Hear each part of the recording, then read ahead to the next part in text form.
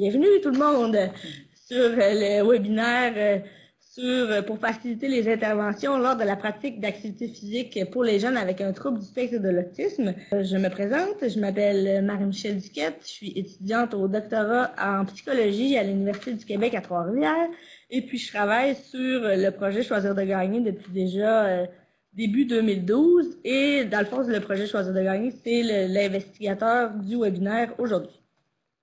Bonjour à vous, je suis Maude Paquette-Martin, éducatrice spécialisée depuis un peu plus de 7 ans. Je travaille auprès des personnes autistes depuis plusieurs années. Je suis actuellement directrice d'un centre de jour pour adultes autistes à Shawinigan. Donc voilà, bienvenue. Alors, le plan d'aujourd'hui, c'est justement, on va vous parler du projet Choisir de gagner. Donc, on va vous parler d'où vient ce projet-là, c'est quoi qu'est-ce qui a mené ce projet-là à être un projet de recherche pendant 5 ans. On va aussi vous présenter les objectifs du webinaire, les résultats de notre recherche, donc les effets de l'activité physique et sportive, les contraintes que les jeunes peuvent vivre et puis les moyens de diminuer ces contraintes-là. Pour le projet Choisir de gagner, en fait, c'est le défi des saines habitudes de vie chez les jeunes avec une limitation fonctionnelle. Et c'est un projet qui est de concert avec le défi sportif Altergo à Montréal et l'Université du Québec à Trois-Rivières. Et dans le fond, ce qu'ils ont voulu faire au départ, c'est de vraiment faire l'état de la situation des jeunes avec des limitations fonctionnelles dans les écoles. Donc, combien il y en a de chaque type de déficience, quel pourcentage est-ce que ça représente. Dans les cours d'éducation physique, de quelle façon est-ce que ça se passe? Est-ce qu'ils sont intégrés? Est-ce qu'ils sont envoyés à la bibliothèque? Est-ce que quand il y a des grosses activités dans les écoles, est-ce qu'ils sont impliqués? Qu'est-ce qui se passe? Donc, il y a vraiment eu un état de la situation de fait. On a téléphoné dans les commissions scolaires du Québec pour justement avoir toutes ces données-là. Par la suite, on a fait une étude de cas pour les facteurs déterminants à l'adoption de saines habitudes de vie. Donc, on est allé voir les facteurs qui sont facilitants, mais aussi les facteurs qui sont contraignants. Et on a fait des études de cas. Par étude de cas, on est allé visiter une école. Dans cette école-là, on faisait une grille d'accessibilité universelle. Donc, on est allé évaluer les salles de bain, les gymnases, les cours d'école, les couloirs, les entrées, tout ça pour avoir vraiment l'heure juste sur l'accessibilité universelle de l'école. On a fait des entretiens aussi avec des membres de la direction, des intervenants, des éducateurs physiques, des parents et puis des jeunes avec des limitations fonctionnelles. On était aussi allé observer des cours d'éducation physique avec ces jeunes-là. Et on avait vraiment aussi une grille qui était plus subjective pour vraiment faire le tour de l'école puis de voir tout ce qui était mis en place pour les saines habitudes de vie des jeunes avec des limitations fonctionnelles. Et on a répété ces études d'école-là 15 fois dans 15 écoles différentes à travers le Québec. Par la suite, on a fait une analyse des clientèles. Donc, au lieu d'y aller vraiment par école, là, on est allé par type de déficience. Et on a fait la déficience intellectuelle, la déficience langagière, la déficience visuelle, la déficience motrice et le trouble du spectre de l'autisme. Et pour cette analyse-là, on est allé dans le milieu communautaire, donc dans les villes, dans les organisations de la ville, dans les organismes communautaires, de quelle façon est-ce que ça se passait. Par la suite, on a développé des outils et aujourd'hui, en fait, on vous présente un de ces outils-là qui a été développé. Et je vous invite aussi à aller visiter le site Internet du projet, qui est le choisirdegagner.com, bien mis en évidence à la fin de la diapositive. Alors, c'est ça. Aujourd'hui, en fait, notre but, c'est de vous présenter... non, pardon, je vais trop vite dans mes explications. Aujourd'hui, dans le fond, on va vous présenter le guide qu'on a fait pour le trouble du spectre de l'autisme, mais il y a 5 guides qui ont été développés et l'objectif de ces guides-là, c'est vraiment de démystifier l'activité physique et sportive. Donc, qu'est-ce qui peut être fait? Quels moyens est-ce qu'on peut prendre pour diminuer les contraintes et puis que les jeunes soient bien intégrés dans les cours d'éducation physique, mais aussi dans les activités plus parascolaires, communautaires et qui se passent à l'extérieur de l'école. Alors, la démarche suivie, on a fait une recension des écrits. Avec les entrevues qu'on a faites dans les écoles et dans le milieu communautaire, on a pris ces données-là. Et de ça est sorti 5 guides, donc pour la déficience intellectuelle, la déficience visuelle, la déficience motrice, la déficience langagière et aujourd'hui le trouble du spectre de l'autisme. Alors, c'est ça, dans le fond, l'objectif d'aujourd'hui, c'est vraiment de vous informer et de vous outiller, autant les intervenants, les parents, les professeurs d'éducation physique. J'ai vu que dans les inscriptions, on a vraiment des personnes qui viennent de plusieurs champs, de plusieurs domaines différents. Et aujourd'hui, on vient vous présenter le guide sur le trouble du spectre de l'autisme, mais ce guide-là ne se veut pas être une recette avec une liste de choses à faire, puis si vous faites ça, c'est sûr que ça va marcher. C'est vraiment plus des pistes de réflexion, c'est des moyens de vous aider, des moyens d'alimenter votre réflexion. C'est vraiment pas une liste de choses à faire, puis c'est sûr que ça va fonctionner. Il faut toujours adapter et peaufiner ce qui a été fait. Donc, avant d'entrer dans le vif du sujet, nous allons vous partager un petit quiz brise-glace, donc pour évaluer vos connaissances de l'autisme. Voilà, donc on vous partage le quiz. Vous aurez 2 à 3 minutes pour répondre aux questions. Plusieurs d'entre vous avez déjà répondu, vous avez eu la bonne réponse. Donc, effectivement, il n'est pas possible de distinguer la personne autiste, le jeune autiste, de le distinguer clairement à cause de traits physiques particuliers. D'ailleurs, nous surnommons fréquemment l'autisme comme l'handicap invisible, puisque c'est impossible de distinguer par les traits physiques une personne neurotypique d'une personne autiste. On va débuter, en fait, là, on est au courant que certains participants sont plus familiers avec l'autisme, tandis que d'autres le sont moins. Donc, on va regarder rapidement qu'est-ce que les troubles du spectre de l'autisme. Donc, d'abord, d'emblée, il faut comprendre que le spectre de l'autisme est très large. Chaque personne autiste est différente. Il y a autant d'autistes que d'autisme. Donc, voilà. Je crois qu'on va pouvoir débuter là-dessus. Donc, pour les déficits sur les plans de la communication et des interactions sociales, la personne autiste peut avoir de la difficulté à décoder les non-dits, le langage non-verbal.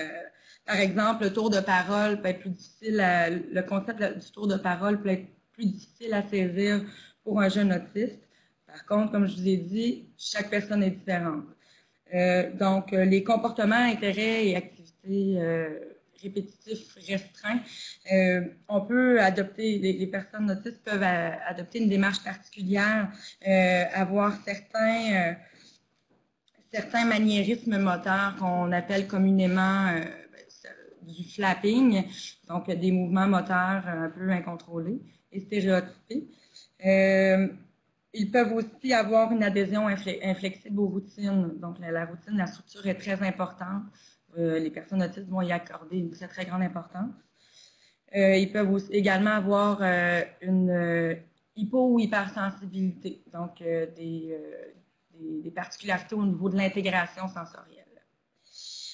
Pour ce qui est des difficultés sur les sphères du fonctionnement, il peut y avoir des difficultés d'exécution et de mouvement, comme je vous le disais, dans les comportements stéréotypés.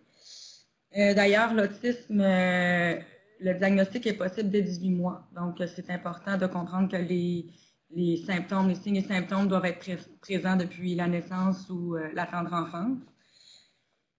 Sinon, on parle aussi, pardon, j'ai perdu le fil. Oui, c'est important aussi de savoir que les troubles du spectre de l'autisme ne sont pas nécessairement liés à une déficience intellectuelle ou à un retard de développement.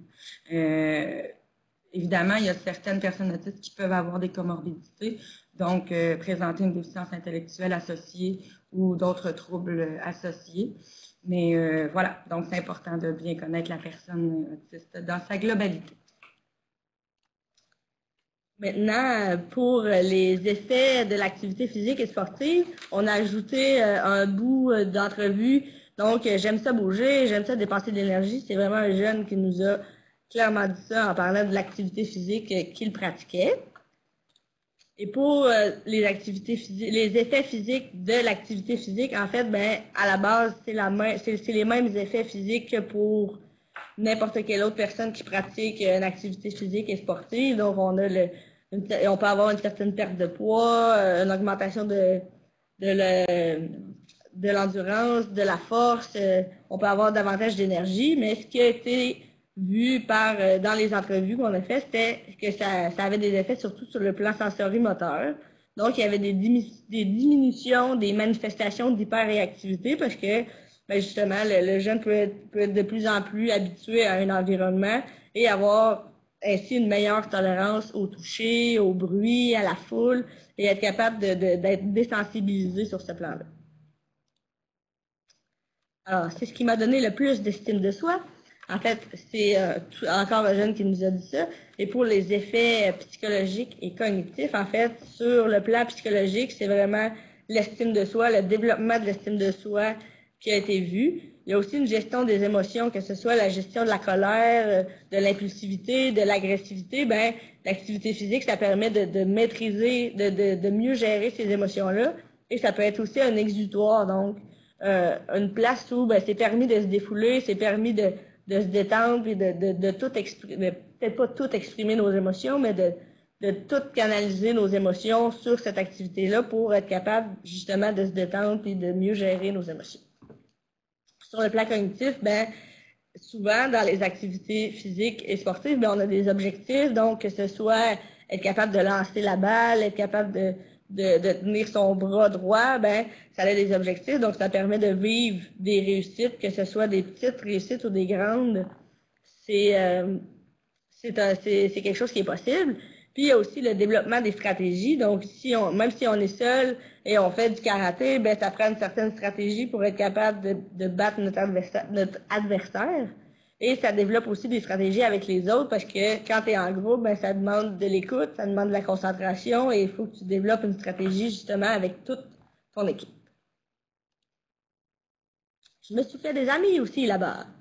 Alors, c'est les effets sociaux de l'activité physique et sportive. Ben, on sait que l'activité physique, j'imagine que tout le monde a déjà été dans une équipe ou dans un groupe sportif quelconque, ben, c'est vraiment une micro-société où tu es amené à interagir avec tes pairs, avec ton entraîneur. Il y a aussi une communication qui est établie et il y a aussi des choses qui sont acceptables et des comportements qui sont moins acceptables. Alors, tu apprends à travers ton équipe, à travers ton activité, à justement qu'est-ce qui est acceptable et qu'est-ce qui l'est moins.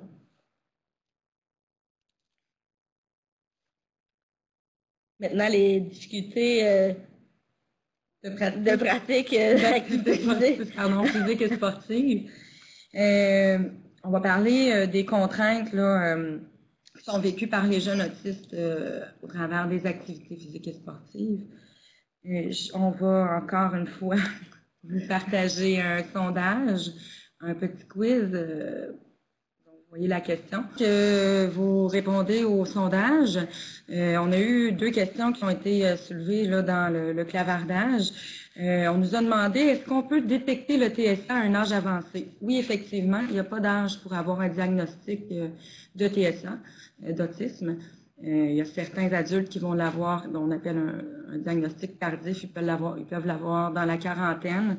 C'est sûr que depuis quelques années, les gens sont plus sensibilisés, que ce soit en CPE, que ce soit même les membres de la famille et les médecins de famille, les pédiatres sont plus sensibilisés aux critères diagnostiques de l'autisme. Donc, le diagnostic est souvent donné tôt. Puis sinon, mais comme je vous disais, un adulte peut aller voir son médecin de famille, peut aller voir un psychiatre, un neuropsychologue pour voir s'il y a un doute, c'est important de consulter. On a une deuxième question qui est très d'actualité ici au Québec. Je ne sais pas pour les gens qui sont en Europe.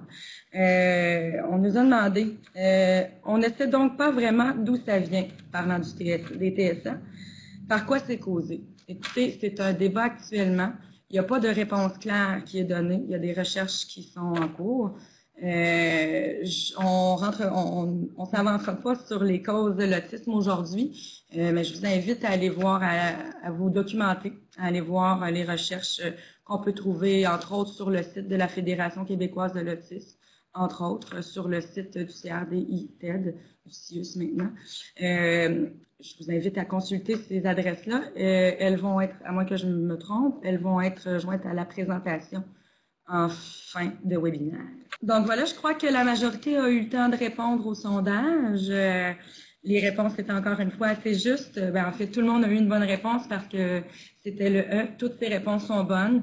Les contraintes, ce sont tous des facteurs influençant l'intégration du jeune aux activités physiques, que ce soit les pairs, donc les autres joueurs, autres personnes dans le groupe dans le groupe sportif ou dans la classe d'éducation physique, les entraîneurs et le personnel, le trouble en soi et le type d'activité auquel le jeune s'adonne. Oui. Oui, donc, on a un petit extrait audio qui sort de la recherche, évidemment, qui a été, c'est une dame, une intervenante et un parent qui ont été interviewés pendant la recherche. On vous laisse écouter ça. Ils ne se mêlent pas beaucoup à ces activités-là. Je pense qu'ils ne sont pas vraiment à l'aise. Peut-être de un, parce que ça fait pas vraiment partie de leur intérêt ce qui est proposé. Peut-être aussi parce que c'est avec des gens qu'ils connaissent pas. Ils ne savent pas trop devant l'inconnu et devant plein de monde. Puis c'est une grosse école, il y a toujours du monde partout. Je pense que partir de leur petit milieu sécurisant, ils ont un peu de la misère avec ça.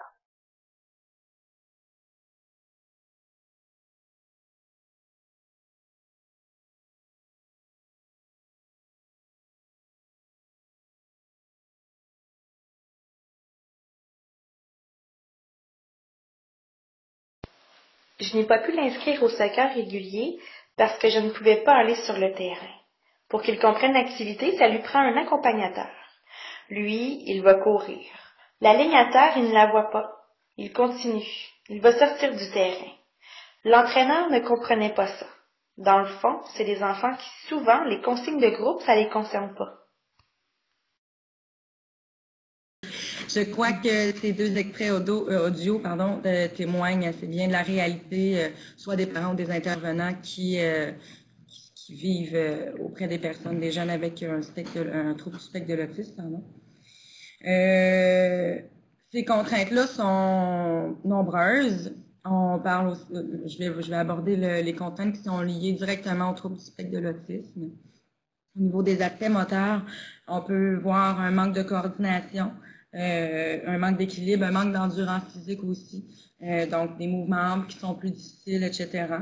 Au niveau de la communication, les interactions et les relations avec les pairs sont plus difficiles pour les mêmes raisons que je vous expliquais un peu plus tôt en parlant des critères diagnostiques.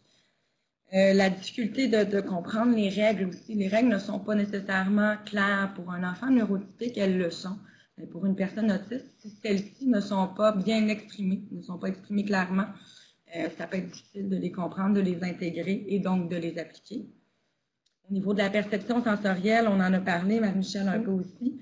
On a souvent des jeunes qui présentent une hyper ou une hyposensibilité aux stimuli externes, donc qui peuvent ressentir un son, par exemple, qui va paraître amplifié, une lumière aussi qui peut lui paraître un peu plus agressante. Ou même, on en parle souvent quand on pense à l'autisme, mais la texture des vêtements est très importante. Donc, une étiquette ou Un costume de karaté. Ouais, un t-shirt de soccer ou de football peut être très agressant. La texture peut être bien agressante. Donc, le jeune ne sera pas en mesure de se concentrer sur l'action qu'il a à faire. Son attention va vraiment être portée sur l'étiquette, par exemple, du chandail qui va l'irriter. Il y a aussi, évidemment, les troubles associés à prendre en considération. Donc, s'il y a une déficience intellectuelle associée, ça va être important d'ajuster notre enseignement. Mais ça, on va l'aborder tantôt dans les moyens. Ce qui est lié à l'environnement physique et social, donc, les aspects sensoriels, on pense tout de suite au bruit fort dans un gymnase. Mettez-vous, reculez quelques années en arrière, que ce soit à l'école secondaire ou primaire. Dans un gymnase, il y a énormément de bruit, énormément de stimuli, que ce soit l'odeur des ballons de basket qui est prononcée, que ce soit la chaleur. Quand on joue à l'extérieur, aussi parfois au soccer, au football ou à peu importe quel sport extérieur, il peut y avoir le vent, la pluie, le froid, encore une fois le soleil, la chaleur. Ça peut être un peu plus difficile à gérer et comme je vous le disais plus tôt, le jeune a de la difficulté à se concentrer sur Là, ici, maintenant, ce qui est en train de se passer, il va plutôt se concentrer sur les stimuli. La réaction des pairs. Quand on parle de l'environnement social, parfois, un jeune autiste peut avoir une démarche particulière, peut avoir aussi peut ne pas moins bien comprendre les consignes, les assimiler un peu plus difficilement, si je peux me permettre. Donc, les pairs vont avoir un jugement négatif, que ce soit une impatience, des commentaires qui peuvent être désobligeants envers la personne autiste. Donc, ça peut un peu l'empêcher de pratiquer son sport. Si le jeune subit de l'intimidation ou des commentaires négatifs, c'est possible qu'il ait moins envie d'aller à sa partie de tennis ou à sa partie de football. Pour ce qui est de la réaction des entraîneurs, écoutez, tout bon sportif et compétitif veut gagner, veut gagner, évidemment, un petit sentiment de compétition, mais ça peut venir heurter la personne autiste dans sa structure de pensée quand l'entraîneur vient, par exemple, donner un conseil à un enfant autiste ou à un jeune adulte autiste, parce que dans la structure de pensée de la personne autiste, la consigne était comme ça, il a fait ce qu'il avait à faire, et bon, là, ça ne fait pas nécessairement l'affaire de tous. Pour ce qui est du manque d'ouverture et de connaissance, ça part de la sensibilisation, que ce soit envers les entraîneurs, les parents des autres joueurs ou les enseignants. Donc, quand on ne sait pas, on ne peut pas comprendre. Donc, voilà, c'est important de sensibiliser. On va aborder les contraintes liées à l'activité physique et sportive. Parfois, le type d'activité, donc sa durée, même le type en soi, donc l'activité peut être trop difficile ou pas nécessairement adaptée aux capacités du jeune, que ce soit par rapport à l'endurance ou même aux capacités physiques. On parle aussi de séquences motrices qui sont peut-être trop élaborées pour le jeune, donc difficiles à saisir. Il y a aussi la grosseur des ballons, donc de comprendre aussi, de délimiter là, bien comme il faut, là, de le sensibiliser à ça. On parle aussi des exigences des entraîneurs, des parents. La pression, on la vit tous, une personne autiste aussi la vit. L'activité peut être trop longue, comme je disais un peu plus tôt, l'intérêt et le niveau de participation diminuent, évidemment. Il y a aussi les demandes sociales élevées. Il y a le nombre de participants dans une équipe sportive. Habituellement, il y a plusieurs participants, évidemment, mais même dans un cours d'éducation physique, il y a plusieurs participants, plusieurs élèves, ce qui peut être difficile à gérer, beaucoup de stimuli sociaux à gérer. Donc, voilà, c'était les contraintes liées à l'activité physique et sportive. Alors maintenant, qu'est-ce qu'on fait pour surmonter tout ça? Alors, bien sûr, pendant la recherche, on est allé interroger des intervenants, des parents, des jeunes, puis ils nous ont donné une foule de moyens pour surmonter tout ça. On va vous en présenter quelques-uns dans quelques minutes, mais avant, on aimerait ça vous dire que chacun a son expertise et chacun, avec son expérience, son bagage, peut trouver des moyens que nous, on n'a pas nécessairement trouvé dans la recherche. Par exemple, moi, je suis rendue une experte dans la confection de costumes d'Halloween pour enfants.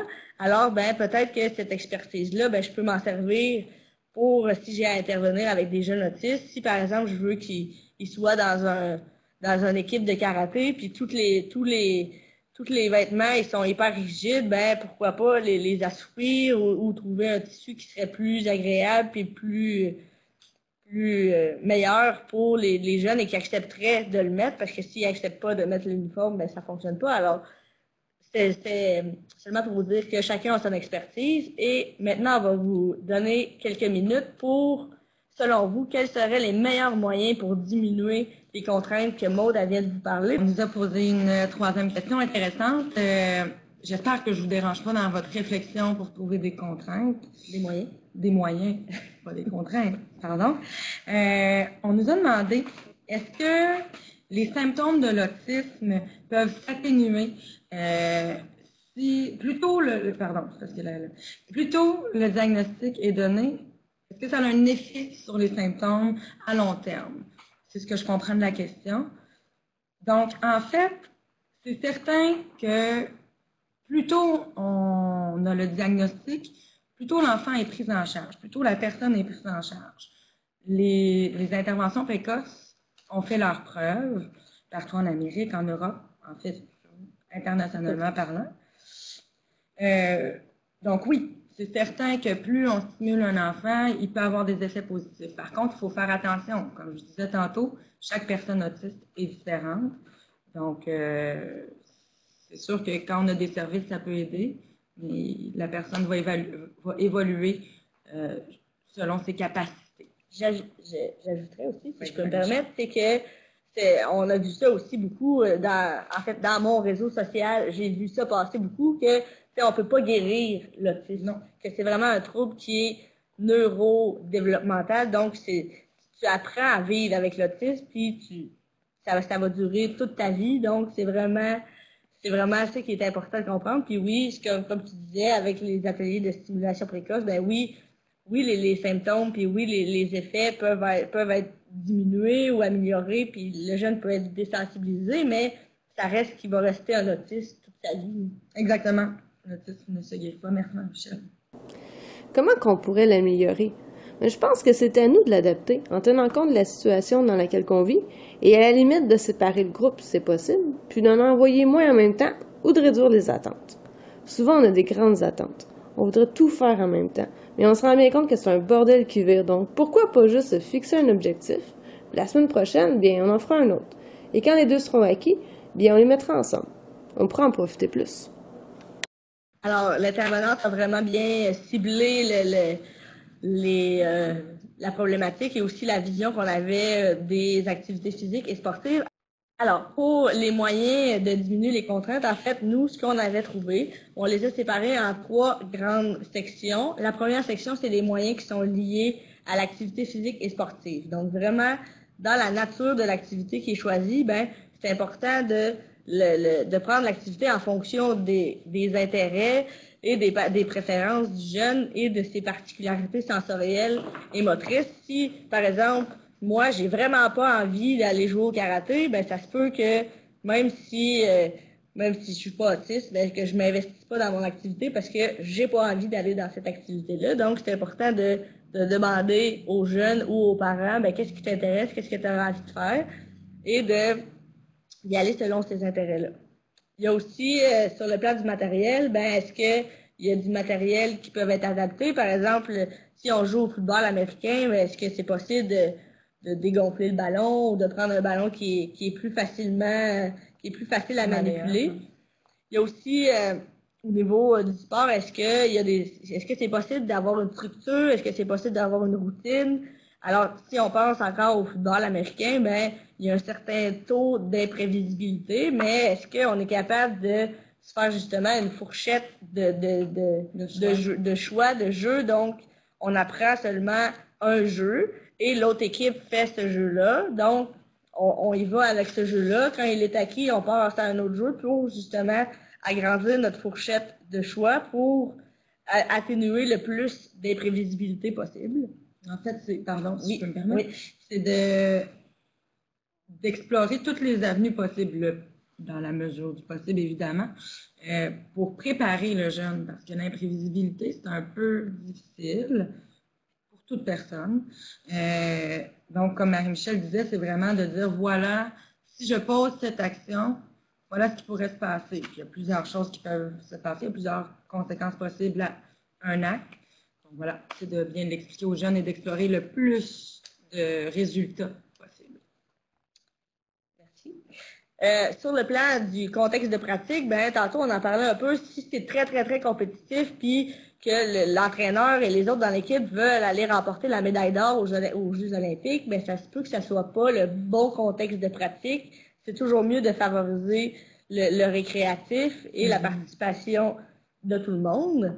Il y a aussi le niveau de difficulté, ben si c'est possible, pourquoi ne pas le faire graduellement, donc de commencer avec seulement le parent et le jeune, si le jeune a envie d'aller faire de la natation, ben pourquoi pas regarder des vidéos de natation sur Internet.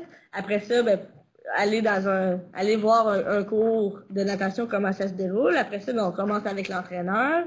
Après ça, on peut aller avec un ami, le jeune, son entraîneur, et commencer tranquillement et aller graduellement dans le groupe, parce que c'est important aussi de ne pas commencer à aller à l'activité de natation le dimanche matin où il y a quatre groupes en même temps, puis tous les gradins de parents sont remplis, ça se peut que ça se passe pas bien. Et aussi, justement, dans le niveau de difficulté, ben, tu commences pas à vouloir y faire des longueurs alors qu'il vient juste de commencer. Ça va dans le même sens que nous, quand on commence une activité, on y va graduellement sur les plans des objectifs à atteindre. Donc, le niveau de difficulté, c'est vraiment pour les jeunes dans le groupe, les apprentissages, et puis, c'est ça.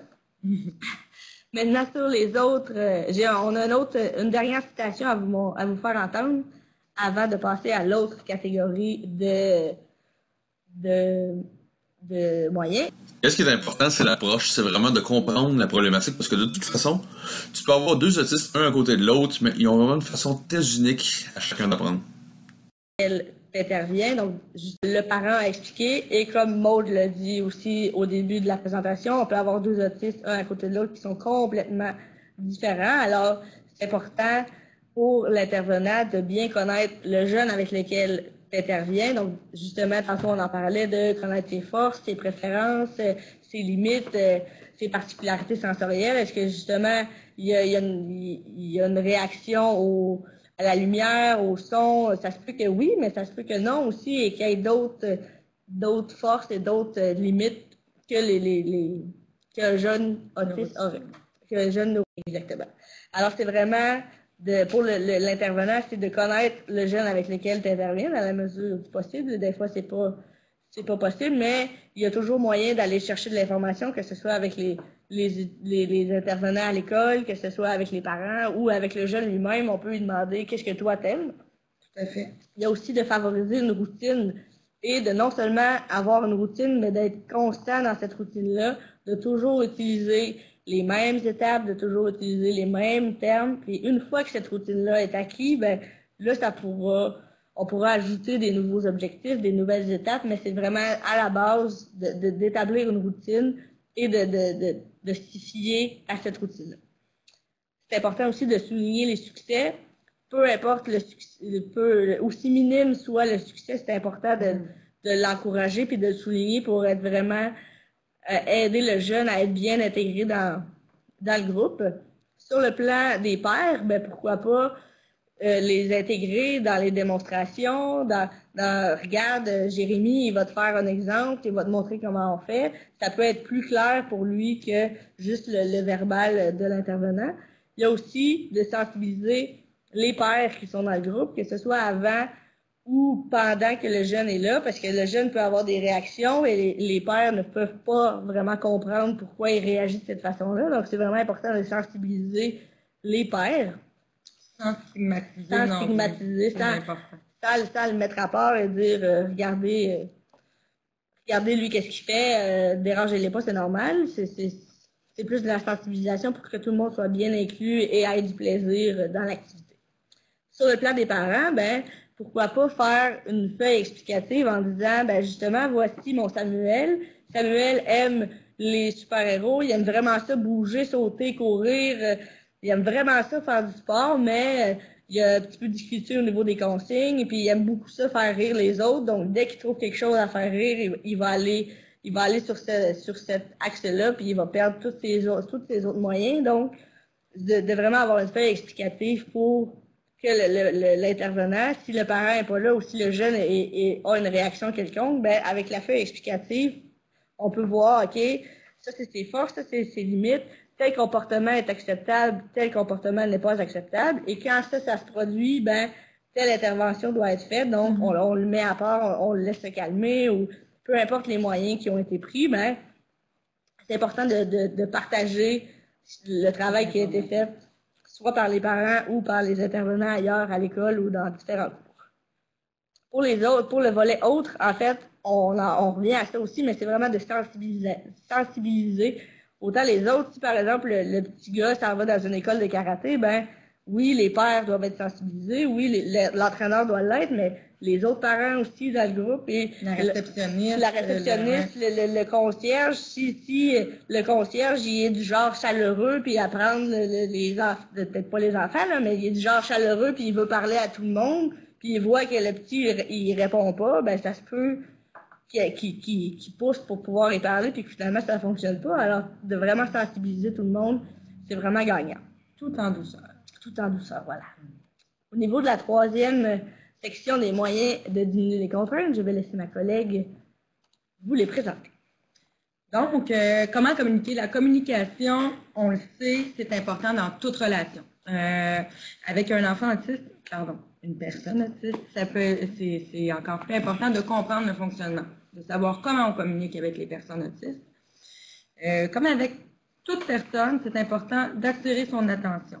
Donc, de le nommer par son prénom, d'utiliser un ton qui est neutre, qui est clair, d'utiliser aussi le ton de voix est très important. Puis aussi, on voit souvent, regarde-moi dans les yeux. Moi, j'éviterais ça. C'est vraiment de voir, là, on parle aussi de vérifier la compréhension verbale du jeune. Il y a d'autres moyens pour valider sa compréhension. De demander de répéter des consignes, de lui demander de nous l'expliquer dans ses termes à lui, de nous démontrer de quelle façon il l'a compris en faisant le geste ou l'action attendue, par exemple. Il faut aussi lui laisser le temps d'assimiler le message, de bien décoder la consigne. Donc, il peut avoir besoin d'un temps de latence un peu plus long. Quand on parle de longueur, on ne parle pas nécessairement de minutes ou d'heures. On peut parler de quelques secondes, mais c'est important de laisser la personne, le jeune, intégrer l'information. En fait, comme dans toute bonne communication, on devrait accepter les silences et le laisser intégrer l'information, comme je disais plus tôt. Il faut aussi adapter le message, les explications et les enseignements, dans le sens où la personne, le participant autiste peut avoir de la difficulté à saisir l'abstrait, toutes les théories un petit peu plus abstraites, les jeux de mots, etc. Donc, ça va être important de rendre concret tout ce qui est abstrait, d'utiliser, encore une fois, des consignes courtes en allant droit au but. Sinon, on utilise aussi, on se rend compte que d'utiliser les mêmes termes le plus possible. Donc, les consignes, de les répéter dans les mêmes mots. Donc, je vais vous donner un exemple. Si je vous dis, vous pouvez le faire derrière votre ordinateur, étirez votre main droite devant vous versus on met la main devant. On s'entend que c'est le même mouvement, mais ce n'est pas nécessaire, ce n'est pas la même consigne. Donc, je ne vous dis pas que la personne ne la comprendra pas, mais de toujours répéter. Mais étire le bras devant, étire le bras droit devant, à la place de dire, puis un peu plus tard de dire, mets ta main devant. C'est un peu plus compliqué. Donc, vous y allez le plus souvent possible avec les mêmes consignes, les mêmes termes. Est-ce que vous êtes posé la question, est-ce que le jeune fonctionne mieux avec des supports visuels? Est-ce que c'est possible de décortiquer l'apprentissage avec des séquences visuelles à l'aide de pictogrammes, par exemple, ou à l'aide de séquences écrites? Est-ce que le jeune aurait plus de facilité à assimiler l'information de cette façon-là? C'est encore une fois, comme Marie-Michel le disait plus tôt, en allant à la pêche, en demandant à l'entourage des informations, que vous allez le savoir, donc adapter vos apprentissages, vos explications et vos enseignements. On laisse le jeune s'exprimer aussi. Ça, ce qui est très important. Que ce soit un désaccord, une incompréhension, de prendre le temps avec la personne, de dire « Je vois que tu ne comprends pas, on va prendre le temps de le faire dans 2 minutes ou après les échauffements. » Donc, essayez le plus possible de structurer le temps, de rendre concret ce qui est abstrait et de prendre le temps avec la personne, de bien l'expliquer, de bien s'exprimer aussi. Si le jeune vit peut-être une surcharge sensorielle, de lui permettre de se retirer du groupe, que ce soit dans un local. Idéalement, ça serait dans un local à part, mais ça peut être vraiment juste dans un coin un peu plus tranquille. Le laisser vivre ce moment-là et de lui permettre de retrouver son calme, par exemple. Non, je crois qu'on avait... Ah oui! Non, pardon. On parle aussi des renforçateurs sociaux. Ou des renforçateurs alimentaires, par exemple matériels, est-ce que vous le félicitez assez? On sait aussi que les onomatopées, que ce soit youpi, yeah, c'est très stimulant et c'est facile aussi de décoder l'émotion. Donc, on le répète, on félicite, on souligne les succès en utilisant des onomatopées, c'est gagnant. Au lieu de dire hey, bravo Samuel, t'as vraiment bien fait ça, de juste dire yeah! Juste ça, ça peut être aussi valorisant et aussi important pour le jeune que le long message de hey, bravo Samuel, t'as vraiment bien fait ça. Mais en fait, c'est bien aussi de nommer bravo, tu as fait un panier. Mais enfin, on va là-dedans. Donc voilà ce que nous, on a trouvé comme solution, comme moyen pour faciliter la communication. Mais je doute pas une seconde que vous avez trouvé d'autres moyens qu'on va voir à la fin, dans pas très longtemps en fait, qu'on va voir sous peu. Donc la présentation tire à sa fin. On va regarder les choses qui sont importantes à retenir des résultats de la recherche, en fait, des moyens qui ont été retenus là, pour cette recherche-là, pour faciliter l'intégration des jeunes personnes autistes dans les sports, dans les activités physiques. Il est important de connaître les forces, les intérêts et les défis à relever du jeune. Donc, d'aller à la pêche, comme je disais, de s'informer comme il faut, de bien le connaître et de se servir de ses forces comme tremplin et de ses défis comme tremplin aussi, d'essayer de travailler là-dessus. C'est toujours des beaux défis. De choisir une activité et un contexte de pratique plus susceptible. Donc, de correspondre aux besoins de la personne. Donc, on va favoriser un endroit calme, on va y aller graduellement à la gradation, c'est très important, c'est quelque chose qui fonctionne bien. Donc, de désensibiliser la personne là, à l'activité à pratiquer. Marie-Michel vous a donné plusieurs exemples, je ne vous en donnerai pas d'autres. Il faut aussi s'assurer que les entraîneurs, les enseignants d'éducation physique, les intervenants qui gravitent autour de la personne soient bien au courant de ses caractéristiques et de ses besoins de la personne, du jeune autiste. De cette façon-là, plus on est sensibilisé, plus on est capable d'intervenir adéquatement avec la personne. Je vous ai parlé de l'intégration graduelle. La routine aussi la routine et la structure peuvent être importantes. Je crois que toute personne neurotypique, toute personne confondue, tout individu confondu, fonctionne mieux dans une structure quelconque, dans une routine. Donc, d'en établir une et de la respecter dans la mesure du possible. Et sinon, de prévoir l'imprévisibilité avec les solutions qu'on vous a proposées un peu plus tôt. Et donc, ainsi, de favoriser une certaine constance. Voilà. On est rendu au retour du quiz sur les moyens, en fait. Oui. On a beaucoup de documents. On a beaucoup de documentation. Beaucoup de réponses. Ça, ici, c'est la... En gros, en fait, ce qui a été dit par vous tous, c'est justement, ça va dans le même sens de réduire le bruit, la lumière, la durée, l'espace. Donc, on en parlait aussi tantôt, de vraiment y aller à la base, le plus petit possible et d'y aller en grandissant, de sensibiliser, de faire des petits groupes, de connaître le jeune, d'avoir un accompagnateur. Oui, si je peux me permettre, je trouve ça bien intéressant. On ne l'avait pas abordé dans les moyens. D'avoir un accompagnateur ou un membre de la famille, la fratrie, souvent frère et sœur, donc ça peut être intéressant, ça peut donner un peu de courage à la personne, puis aussi d'avoir un visage familier dans le groupe, ça peut être super, une belle activité en famille aussi. Tout à fait. Et d'avoir l'importance d'avoir un contact avec les parents, d'utiliser les pictogrammes, d'y aller selon les capacités du jeune, consignes courtes et simples, diminuer les exigences, adapter l'uniforme de sport et ne pas l'obliger, le port s'il n'aime pas ça, effectivement. Et les moyens... Oui. Excusez-moi, je vais encore me permettre un commentaire. Quand on parle d'adapter l'uniforme, tu sais, en fait, que le chandail soit en nylon ou en coton, entre vous et moi, la couleur est la même. Si on prend un chandail en coton vert pour les panthères de Victoriaville, qu'il soit en nylon ou en coton, on s'adapte aussi. C'est à nous aussi des fois de s'adapter. Donc, on a eu encore 3 questions. On va essayer de faire ça rapidement. Je sais que certains doivent retourner au travail.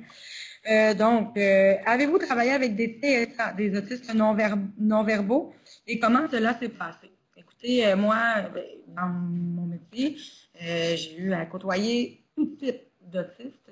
Et effectivement, même dans un centre d'intégration au travail, où je travaille, chez Shawinigan, on a plusieurs autistes adultes qui sont non-verbaux.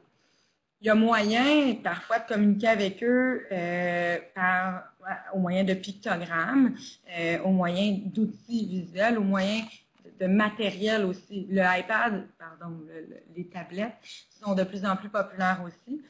Écoutez, vous me demandez comment cela s'est passé.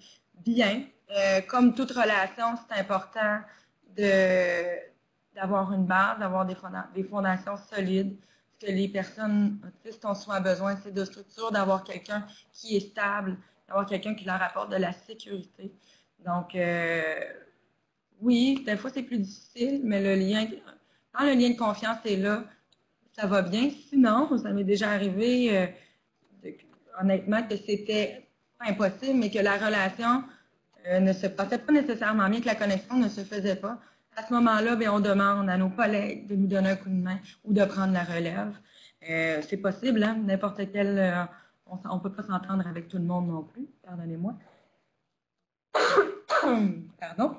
Si je peux me permettre aussi, pour le projet de recherche, on a aussi été voir des parents qui avaient des jeunes avec des difficultés langagières. Des difficultés langagières, exactement.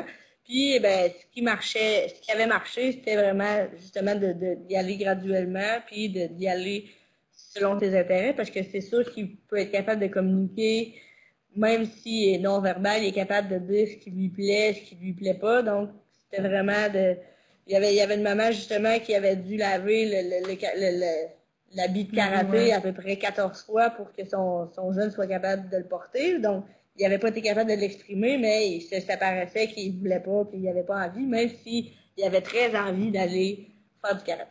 Moi, je pense qu'on apprend à décoder aussi les besoins. Madame Michel, je pense que oui, je pense que c'est intéressant. C'est vrai, on apprend à connaître la personne, on apprend même s'il ne parle pas, on étudie un peu le pourquoi du comment, mais puis souvent, on va trouver une solution. On va trouver la cause, soit de la désorganisation ou du faciès qui change, ou peu importe.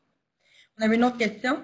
Au primaire, premier et deuxième cycle, comment peut-on sensibiliser les camarades sans stigmatiser?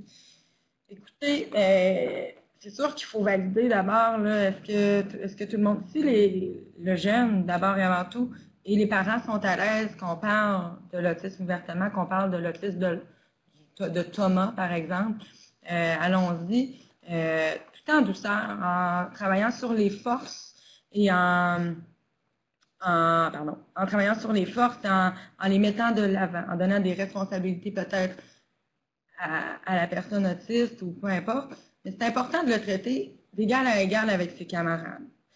Il y a aussi beaucoup de livres, beaucoup qui ont été faits à ce sujet pour sensibiliser les camarades de classe, les camarades en CPE. Là, présentement, j'ai pas de référence malheureusement à vous donner là, sous la main, mais ça va me faire plaisir. Mon adresse courriel est au début de la même juste là. Ça va me faire plaisir de vous référer. Si vous m'écrivez un courriel, j'ai plusieurs livres à vous suggérer. Donc, j'espère que ça répond à cette question. On va essayer de faire rapidement parce qu'il s'en vient tard. Oh, OK. Oui. Que faire ça. Hein? Ah, bon. Ouais. Veux-tu y aller? Tout à fait. Vas-y donc. Un enfant qui ne veut pas participer. Qui ne veut pas participer du tout. Des trucs façon de faire. En fait, ce qu'il y avait, je vais répéter la question, c'est que faire avec un enfant qui ne veut pas participer à un exercice de danse ou de sport? Doit-on le laisser faire ou essayer d'aller chercher son attention à plusieurs reprises lors d'une séance de danse ou de sport? Vous pouvez me donner quelques trucs. En fait, de prime abord, ce que je pourrais vous dire, c'est est-ce que le jeune a un intérêt pour quelque chose en particulier? Si, par exemple, il n'a pas envie de faire de la danse, mais qu'il aime beaucoup les super-héros, mais pourquoi pas lui dire mais regarde, je t'ai mis un Iron Man là-bas, si tu me fais un beau chassé-croisé, tu vas aller taper dans la main de Batman là-bas. Ou si c'est par exemple les camions, ou de vraiment, tu sais, si c'est les camions, mais pourquoi pas dire avance avec le camion, on va reculer, on va tourner avec lui. Donc, pourquoi pas d'avoir un renforçateur avec lui. Alors, ce que je pourrais dire, ça serait, avant que tu t'interviennes, ce serait vraiment d'essayer de capter son attention, mais aussi de pas, ça se peut qu'il aille par lui-même aussi, une fois qu'il se soit habitué dans l'activité, puis une fois que, si la première fois ça ne tente pas, ben, il peut rester assis, il peut regarder, puis s'il a envie d'être intégré, ben, il va peut-être y aller par lui-même. Donc, ça serait le truc que j'aurais à vous donner, ça serait d'y aller selon les intérêts du jeune. Et aussi les renforçateurs qui ont été mis en place puis qui fonctionnent bien. Si on sait que par exemple le iPad 5 minutes ça fonctionne bien, mais pourquoi pas lui dire OK, ben tu me donnes 5 minutes de danse, je te donne 5 minutes de iPad. C'est sûr qu'on est en approche plus behaviorale, puis ça fonctionne relativement bien avec les personnes autistes. C'est une approche parmi tant d'autres. Mais il y a aussi de respecter la personne autiste dans ce qu'elle est. Tout dépend de la façon qu'elle le témoigne, là. Est-ce que, comme on disait tantôt, est-ce qu'on a évalué vraiment tous les facteurs environnementaux, sociaux qui entourent ça? De où part? Est-ce que c'est un manque d'intérêt envers l'activité ou c'est vraiment plus un stimuli qui est plus difficile à gérer peut-être, ou c'est d'explorer ça, puis ensuite de ça, d'aller dans la recherche de moyens et ensuite, évidemment, poser les actions qui sont nécessaires. Je pense qu'ici, on avait tout répondu. Oui, on avait pour faire, on parlait tantôt, on nous a demandé des références pour les étudiants, les enfants du primaire, premier et deuxième cycle, sensibiliser ces enfants-là. Effectivement, il y a un livre, il y a quelqu'un qui nous a suggéré le livre de Stéphanie Deslauriers qui est Laisse-moi t'expliquer l'autisme chez les éditions Midi 30. C'est un livre très, très intéressant qui est assez complet. Donc, très, très intéressant. De Madame Stéphanie Deslauriers.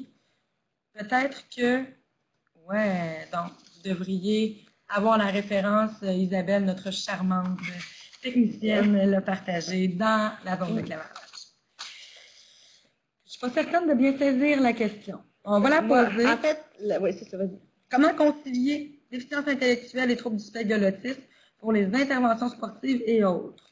En fait, de prime abord, comme on l'a dit, on ne peut pas concilier le trouble du spectre de l'autisme et la déficience intellectuelle ensemble parce que autant de manifestations il y a autant de jeunes autistes que l'autisme et il y a autant aussi de déficience intellectuelle que de déficients intellectuels. Donc, je pense que comment concilier les deux ensemble, ça serait d'y aller avec le jeune lui-même, de comment le jeune est, donc ça serait vraiment d'y aller de façon plus individuelle.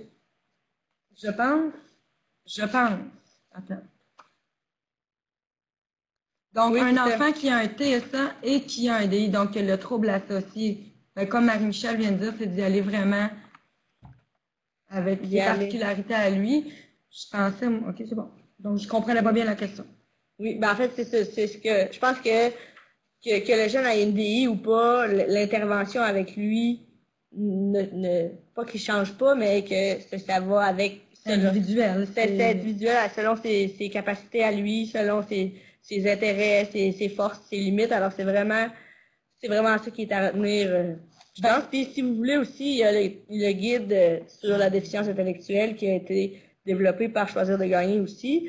Donc, les moyens qu'on a trouvés en autisme et les moyens qu'on a trouvés en DI peuvent se retrouver, mais je vous invite à aller visiter le site et d'aller télécharger le guide, ou si vous voulez, vous pouvez aussi m'envoyer un email puis je vais vous l'envoyer, il n'y a pas de problème. Peu importe le diagnostic, après ça je parle plus, c'est premier. Peu importe le diagnostic, je crois que c'est vraiment de considérer la personne dans sa globalité. Qu'il y ait un diagnostic ou pas, c'est vraiment important de le considérer dans sa globalité. C'est sûr qu'il y a des pistes qui sont bien nommées, dans les guides que Marie-Michel vous propose un peu plus tôt. Voilà. Est-ce qu'il y avait d'autres questions? Mesdames? Non. Non. Alors, on vous souhaite une bonne fin d'après-midi à tous. Au plaisir de vous recontacter plus tard. N'hésitez pas, si vous avez des questions, vous pouvez m'écrire à moi ou à Maude sur les adresses courriels à la fin. Et sur ce, Merci. Merci. Merci beaucoup. Au revoir.